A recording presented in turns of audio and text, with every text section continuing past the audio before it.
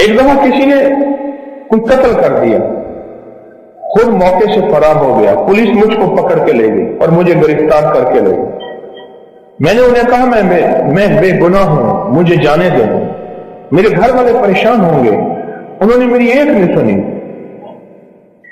मेरे घर वालों ने, मोहल्ले वालों ने, अजीजों ने मेरी गवाही भी दी, उसके बावजूद भी उन्होंने कुछ मेरी बात नहीं सुनी और मुझसे 1.5 लाख रुपए मांगते थे।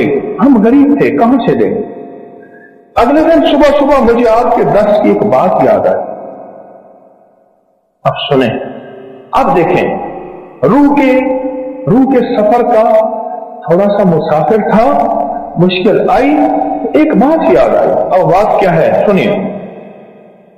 एक बात याद आई, आपने एक बात बताई थी, जो बंदा सुबह फजर के फौरन बाद 40 बार पूरी सूरत फातिहा पढ़े और फिर सारा दिन आमीन कहता रहे और ये गुमान करे कि उसके साथ फरिश्ते भी आमीन कह रहे हैं, सारा दिन आमीन कहते रहे और ये गुमान करे कि उसके साथ फरिश्ते भी आमीन कह रहे हैं। क्यों? अब इस पे बात सुनिए। एक बुजुर्ग थे, उनकी जमात रह गई। उन्होंने अपनी नमाज को 27 दफा दोहराया। खान ने किसी कहने वाले ने कहा, नमाज तो 27 दफा दोहरा दी, पर वो जो इमाम कहते हैं ना वलद्दालीन, और आप कहते हैं आमीन, और आपके साथ फरिश्ते भी कहते हैं आमीन, उस आमीन का क्या बनेगा? 27 दफा नमाज तो दोहरा ली, पर वो आमीन कहां से लाओगे? आमीन कहां से लाओ? और फिर एक और बात, जब मजलिस बड़ी होती है जैसे आपकी है, दुआ होगी, तो इस दुआ में फरिश्ते भी आमीन कहते हैं, फरिश्ते भी आमीन कहते हैं। और जब बंदों की आमीन के साथ फरिश्तों की आमीन मिल जाती है, या फरिश्तों की आमीन के साथ बंदों की आमीन मिल जाती है, उस पे अल्लाह पाक कबूलियत की मोहरें, बरकत की मोहरें लगाता है और उस दुआ को कबूल करता है। ये वो चीज मैंने अर्ज की थी, उस बंदे को याद आई, इस बंदे को वो चीज याद आई। कहने लगे मुझे हवालात में 8 दिन गुजर गए, मैं एक चीज कहना भूल गया था, हवालात में 8 दिन गुजर गए, 1.5 लाख मुझसे मांगते थे, मैं बेगुनाह था, मेरा उस केस से कोई ताल्लुक नहीं था। अगले दिन सुबह मुझे अचानक आपका दर्स याद आया कि जो बंदा नमाज फजर के बाद 40 बार सूरत अलहम्द शरीफ पढ़ेगा और सारा दिन आमीन कहेगा, तो और ये गुमान साथ रखेगा कि फरिश्ते भी मेरी आमीन के साथ आमीन कह रहे हैं, उसका काम हो जाएगा। और एक बात और भी बता दूं, जहां औलिया अल्लाह ने सारी जिंदगी इस्म आजम की तहकीक की है कि वो कौन सा इस्म है, यूं पढ़ो और यूं काम हो जाए, उसे कहते हैं इस्म आजम।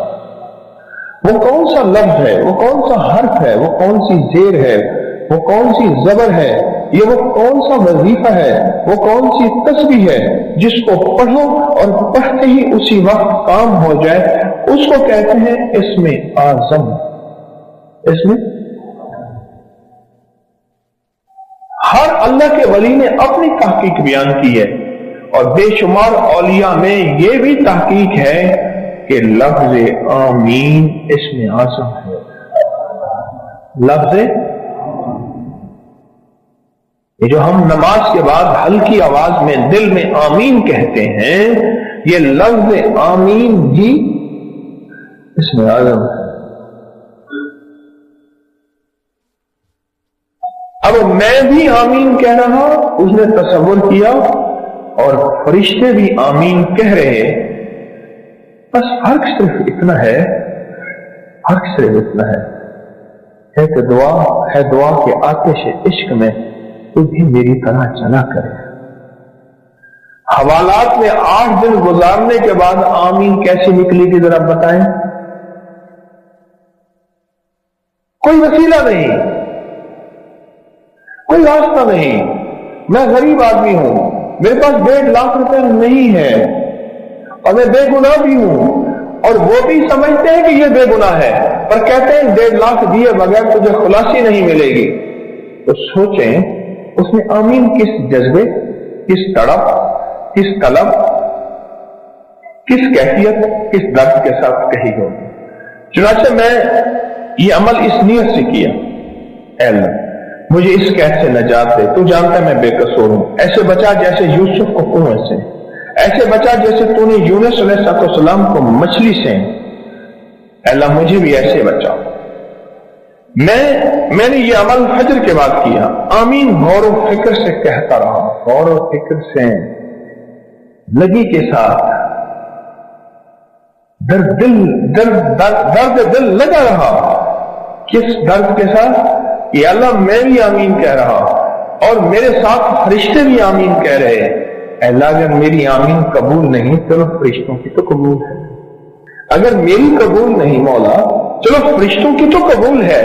اے اللہ فرشتوں کی آمین کو قبول فرما اور اس مصیبت سے مجھے نجات عطا فرما۔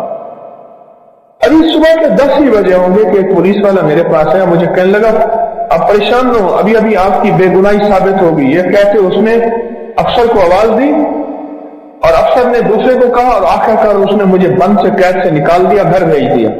میں باہر نکل گیا، میں نے اللہ کا شکر ادا کیا، گھر چلا گیا، پہنچا میرے گھر والے حیران کہ پولیس والوں نے تو پیسوں کا تقاضا کیا تھا۔ میں نے ان کو اپنی بات اور اپنا عمل بتایا کہ بغیر مال کے، بغیر سفارش کے، بغیر کسی چیز کے میں گھر پہنچا ہوں، اور پہنچا کس پہ ہوں کہ فجر کے بعد مجھے اچانک 8 دن کے بعد یاد آیا کہ اوہ میں نے تسبیح خانے میں تو یہ عمل سنا تھا، یہ 40 بار سورۃ فاتحہ صبح پڑھ گڑ گڑا کے توجہ سے، دھیان سے، درد اور کیفیت کے ساتھ، اور پھر سارا دن کیا پڑھ؟ آمین، دل ہی دل میں۔ اب دیکھیں نا انہوں نے جو لفظ لکھا ہے وہ لفظ لکھا ہے غور و فکر کے ساتھ، غور و فکر کے ساتھ، غور و فکر کے ساتھ، آمین، غور و فکر کے ساتھ۔ اس غور و فکر کے ساتھ جو پڑھی ہوئی آمین ہے اس نے فیصلے کرا دی، اس نے فیصلے کرا دی۔ اچھا ایک عمل بتا رہا ہوں سورۃ اخلاص کا، زندگی میں ایک دفعہ ضرور کر لیں، ہفتے میں ایک دفعہ کر لیں، روزانہ کر لیں، مہینے میں ایک دفعہ کر لیں۔ فرمایا جس شخص نے مغرب اور عشاء کے درمیان 20 رکعت پڑھی، ہر رکعت کے بعد سورۃ فاتحہ کے بعد قل هو اللہ پڑھا، 20 رکعت پڑھی یعنی 10 دگانے، کتنے دگانے؟ 10۔ جس نے پڑھی مغرب اور عشاء کے درمیان 20 رکعت پڑھی، پہلی رکعت میں فاتحہ کے بعد ایک دفعہ قل هو اللہ بس پڑھی، توجہ سے، دھیان سے، خشوع سے، درد سے، جلدی نہ کریں۔ اب اس کے فائدے سنیں اور حیران ہو جائیں، اور میں اللہ اس کے لیے جنت میں بے عیب اور بے جوڑ 2 محل عطا فرمائیں گے۔ کوئی عیب نہیں ہوگا، اس میں کوئی جوڑ نہیں ہوگا، اللہ اسے جنت میں عطا فرمائیں گے جس نے مغرب اور عشاء کی نماز کے دوران، مغرب اور عشاء کی نماز کے دوران یہ عمل کیا۔ آپ بولے، اور آپ نے فرمایا جس نے سوتے وقت 30 مرتبہ قل هو اللہ پڑھی، ہر عمل کا انوکھا فائدہ ہے، اس کے لیے 1000 محل جنت میں اللہ بنائے، اور جس نے 200 مرتبہ پڑھی اللہ اسے ایسا درجہ عطا فرمائیں گے، جس نے سورۃ قل هو اللہ 200 مرتبہ پڑھی اللہ اس کو ایسا درجہ عطا فرمائیں گے کہ جس سے وہ راضی بھی ہوگا اور خوش بھی ہوگا، اللہ اس کو راضی کر دیں گے، ایسا درجہ عطا فرمائیں گے۔ اور فرمایا اگلی بات سنیں غور سے ذرا، میں بہت توجہ دلا کے سنانا چاہ رہا ہوں۔ فرمایا جس گھر میں سورۃ قل هو اللہ پڑھی جائے اس گھر والوں کے ساتھ ساتھ ان کے پڑوسیوں کو بھی نفع ہوتا، اس کے پڑوسیوں کو بھی نفع ہوتا، اور بعض اوقات 40 پڑوسیوں تک نفع ہوتا ہے، بعض اوقات 4 پڑوسیوں تک نفع ہوتا ہے، اور بعض اوقات 11 پڑوسیوں تک نفع ہوتا ہے، 11 گھروں تک، بعض اوقات 40 گھروں تک۔ میں جو سورۃ قل هو اللہ پڑھتا ہے اس کے پڑوسیوں کو بھی نفع ہوتا ہے، رزق، عزت، روحانیت، دولت، اس کے پڑوسیوں کو بھی نفع ہوتا ہے، بلائیں ٹلنا، مصیبتیں ٹلنا، آفات ٹلنا، حالات کا بہتر ہونا، اس کے پڑوسیوں کو بھی نفع ہوتا ہے۔ اس کے پڑوسیوں کو بھی نفع ہوتا، پڑوسیوں کو بھی۔ شکر ہے ہم سورۃ قل ہو اللہ پڑھنے والے ہیں، انشاءاللہ ہمارے پڑوسیوں کو بھی نفع ہو۔ اور بتاؤں، ایسے لوگوں کی قبر کے پڑوسیوں کو بھی نفع ہوتا۔ کئی لوگ ملے، مجھے بتایا، کتابوں میں لکھا ہے، مجھے خطوں میں لوگوں نے لکھا، خطوں میں لوگوں نے لکھا۔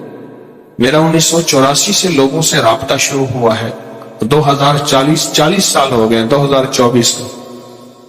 بتایا کیا کہ کوئی قبرستان میں ایسا بندہ آیا جس کی وجہ سے ہماری بخشش ہو، قبرستان میں ہمارے پڑوس میں کوئی ایسا بندہ آیا اور جس کی وجہ سے ہماری کیا ہو گئے، بخشش ہو۔ کوئی ایسا بندہ ہے، پڑوسیوں کو بھی نفع ہوتا۔ جو عشاء کے بعد 2 رکعت پڑھے اور رکعت میں قل ہو اللہ احد 15 بار پڑھے، اللہ جنت میں اس کو 2 محل عطا فرمائیں گے۔ اکٹھی کر لیں سعادتیں، کر لیں، اس کریم ہے۔ بعض اوقات میں ایک جگہ بیٹھا تھا، کہنے لگے میرے والد فلاں، میرے دادا فلاں، ان کی فلاں جگہ دربار فلاں فلاں فلاں، اور اس کا ایک کلاس فیلو تھا، ساتھی تھا، کہتے تھے یہ کام اکٹھے کرتے تھے، نہ عید نہ نماز نہ جمعہ، اور باقی ساری کہانی۔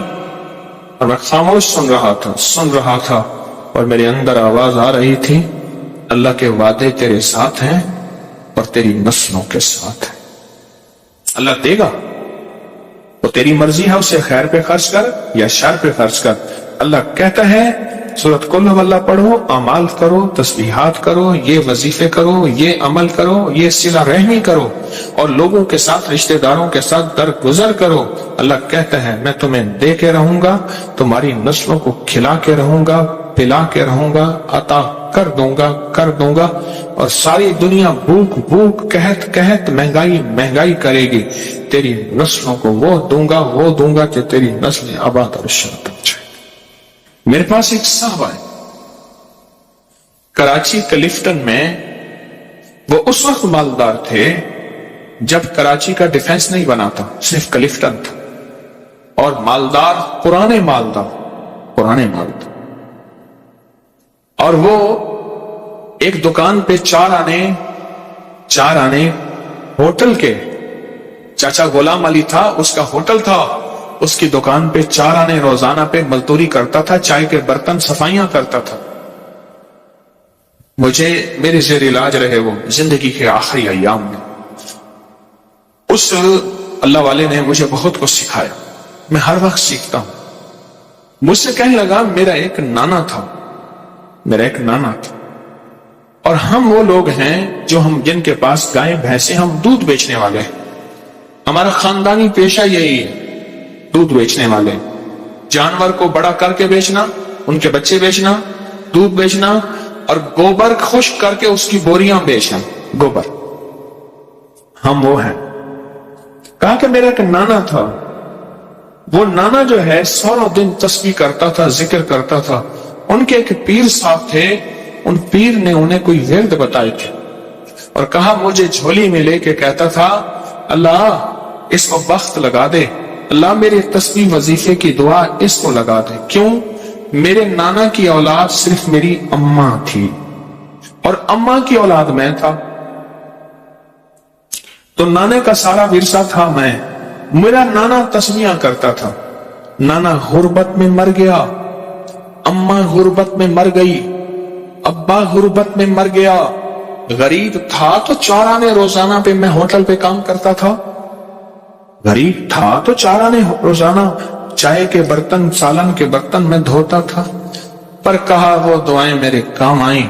کوئی دوست آیا، انہیں میرے ساتھ چل، تجھے میں ایک کام کرواتا ہوں۔ کسی سیٹھ کے پاس لے گیا، رئیس تھا، اس نے میری صلاحیتوں کو دیکھا، اوپر سے چابیاں نیچے گر چکی تھیں، تالے کھل چکے تھے، دروازے کھل چکے تھے، بس میں نے دروازے کو ہاتھ لگانا تھا اور دروازے نے کھل جانا تھا۔ پھر سنایا اپنا واقعہ۔ یہ ماسکو روس کی کمپنی کرنسی روبل ہے کیا ہے؟ روبل ہے. کہا میں ماسکو کے ایئرپورٹ پہ کھڑا تھا، میرے پاس نوٹوں سے بھرا ایک بریف کیس تھا اور میں نے ایک ڈیل کرنی تھی. بریف کیس کھلا اور نوٹ ایسے بکھر گئے اور لوگوں نے چننا شروع کیا اور میں کھڑا ہنس رہا تھا. اور یہ بات اس نے کہی، سننے والا کہے گا مبالغہ کرتا ہے، پھر اس کے ایک جاننے والے نے کہی، انہوں نے کہا جی وہ مجھے کہنے لگا وہ پاگل سخی ہے. کیسے؟ کہنے لگا مجھے کسی نے بتایا، دیکھنے والے نے، ایئرپورٹ پہ اس کا بریف کیس گر گیا، نوٹ لوگ چن رہے ہیں اور وہ خوش ہو رہا ہے، اور سارا بریف کیس خالی ہو گیا تو بریف کیس وہیں چھوڑ دیا، اب خالی کیا کرنا ہے، چل پڑا. ایک منظر میں نے اپنی آنکھوں سے دیکھا. 2015 میں میرے ساتھ ایک کراچی کا رئیس اعظم تھا، وہ سگار پیتا ہے دنیا کا مہنگا. تو ہم ترکی میں تھے تو اس نے کھولا ایسے گرینڈ مارکیٹ بازار میں ترکی میں، اس نے کھولا نا، اس نے کھول کے ایسے منہ میں رکھا. دیکھنے والے نے ایسے حیرت سے دیکھا اسے. ترکی میں سموکنگ بہت ہوتی ہے، ایسے دیکھنے والے نے ایسے حیرت سے دیکھا. اس نے آنکھیں پڑھ لی، اس نے آگے ایسے کر دی، اس نے لے لیا. دوسرے نے دیکھا، اس نے لے لیا.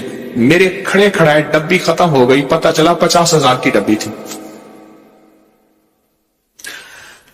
کچھ عرصہ پہلے میں نے انہیں یاد دلایا، پتہ چلا کہ وہ تو ایسی کئی ڈبیاں خالی کر دیتا ہے تو بظاہر سگار اور سگریٹ، لیکن دل معاملہ سخاوت کا بھی ہوتا ہے. بظاہر تو یہ ہے، بظاہر تو وہ نوٹ ہیں، چلو ہمارے پاس مال نہیں، ہمارے پاس کچھ چیزیں نہیں، ہمارے پاس بریف کیس نوٹوں کا بھرا ہوا نہیں، ہم لوگوں کو صورت قول اللہ کے نفع تو بتا سکتے ہیں. جیسے اماں کو بتاتا رہا، اماں بوڑھی سادہ پڑھتی رہی، اور اماں کا وقت ایسا زبردست آیا کہ اماں کی آخرت بن گئی، اماں کو ہدایت اور کلمے کی موت آ گئی. آپ آج وعدہ کریں مجھ سے، میں بھی، کہ آج کے بعد ہم لوگوں کو بتائیں گے. میں کالج سے آ رہا تھا، کالج سے تو سیٹ پہ بیٹھا تھا، مجھ سے پہلے ایک بندہ بیٹھا تھا، کاٹن پہنا ہوا، یہ مچھیں، بڑی سی پگ، اور ایسے پھول کے بیٹھا ہوا تھا. 1.5 سیٹ اس نے لی. میں یوں کر کے بیٹھ گیا، یوں کر کے بیٹھ گیا. اس نے نا مجھے ایسے ترچھی نظروں سے ایسے دیکھا کہ ایسے اظہار کیا کہ تیرے یہاں سیٹ پہ کیا حق بنتا ہے. میں نے چونکہ سیٹ کے پیسے دیے تھے. تھوڑی دیر ہوئی، میں نے کبھی چھیڑ چھاڑ کیے بغیر تک گزارا نہیں. چھیڑ چھاڑ تو بہت ضروری ہے. تو میں نے اس کی ایک چھوٹی سی ایک تعریف کی، ایک تھوڑی سی دکھتی رکھ پہ ہاتھ رکھا. بات چلی، وہ چپ کر کے سنتا رہا. سنتے سنتے سنتے کہنے لگا باتیں تو بہت اچھی کرتے ہیں، لہجے میں نرمی. میں کہا بھائی کام ہو گیا. پھر میں نے اسے ایک عمل کا نفع بتایا. مجھے اب یاد نہیں میں نے کیا بتایا تھا، عمل کے نفع بتائے. ایک بتاتا گیا بتاتا گیا. کوئی 1.5 گھنٹے کی گاڑی چلنی تھی، بتاتا گیا. حیران ہو گیا، اس کے کندھے جھک گئے، وہ سکڑ گیا. اس نے مجھے قریب کیا، جگہ دی، اور میں نے اس کی آنکھوں میں تیرتی، اس کی آنکھوں میں چمکتے آنسو دیکھے، اس کی نمی دیکھی. اللہ ہر دل میں ہے، اللہ ہے، اللہ ہے. میری کوتاہی نے اس کو اندر دبا دیا ہے، اس کا اللہ ہے. میں نے پھر ایک اور دفعہ چیز بتائی. پتہ کیا کہا؟ کہا الیکشن میں کھڑا ہوا تھا. اب اگلی بات، الیکشن میں کھڑا ہوا تھا، اتنے لاکھ لگا دی، ہار گیا. دروازے کے سامنے آ کے ڈھول بجاتے ہیں، ٹینشن میں چلا گیا ہوں. دوست نے کہا ہے چپ کر کے بیٹھ کے میرے پاس آ جا. اب دوست کے پاس وقت گزارنے جا رہا ہوں اور دل کہتا ہے مر جاؤں. ساری جمع پونچی لگا دی. مجھے بتایا تھا کہ تو جیت جائے گا، فلاں ٹھیکے دلوائیں گے، فلاں یوں کاروبار کروائیں گے، فلاں یوں کروائیں گے. پیسے تو ایسے چٹکیوں میں نکل آئیں گے. ہمارے ایک مرحوم دوست کہتے تھے کوئی کام بھی ہو نا، کہتے تھے بس آپ نے چائے پکانی ہے، جتنی دیر چائے پکنے میں لگنی ہے کام ہو جانا. مسئلہ ہی کوئی نہیں. کہا کہ آپ گھر کے آگے ڈھول بجاتے ہیں، ناچتے ہیں، مجھے پریشان کرتے ہیں. زچ ہو کے ایک دوست کے پاس جا رہا تھا اور جی چاہتا ہے مر جاؤں. دوست نے کہا آ جا، کچھ باتیں کروں گا، دل بہلاؤں گا. آپ نے جو یہ بات بتا دی نا، پتہ ہے اس نے کیا لفظ کہا دوست کے پاس جا کے میں نے سوچا تھا تاش کھیلوں گا، یہ کروں گا، یہ کروں گا، یہ کروں گا، کچھ اور بھی چیزیں تھیں. کہا اب بیٹھ کے یہی کروں گا. نہ دولت سے، نہ دنیا سے، نہ گھر آباد کرنے سے تسلی دل کو ہوتی ہے، خدا کو یاد کرنے سے. اب یہ کام جا کے اپنا سرمایہ جیب میں رکھ کے اور دل میں رکھ کے، اس کو سخی کہتے ہیں؟ نہ اب ایک سخی کملی والے کے ہم امتی ہیں تو ہمیں سخاوت پھیلانی ہے، محبت پیار سے بات رکھنی ہے. سرکار کا فرمان ہے، جو شخص ازاری کرم اللہ اس سے فرمان ہے، ازاری کا فرمان، میں جو شخص قبرستان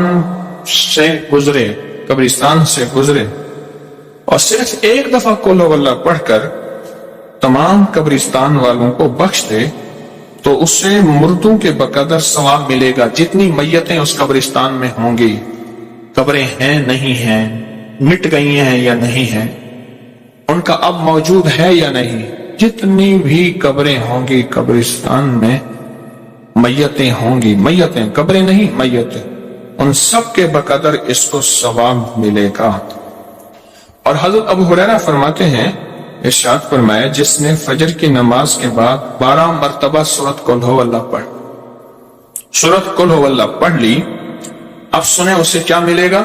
فرمایا اس نے پورا قرآن 4 مرتبہ پڑھا، اور اگر وہ اس دن کوئی خطا نہ کی اس نے، تو میں اس دن روئے زمین کے افضل ترین لوگوں میں شمار ہوگا.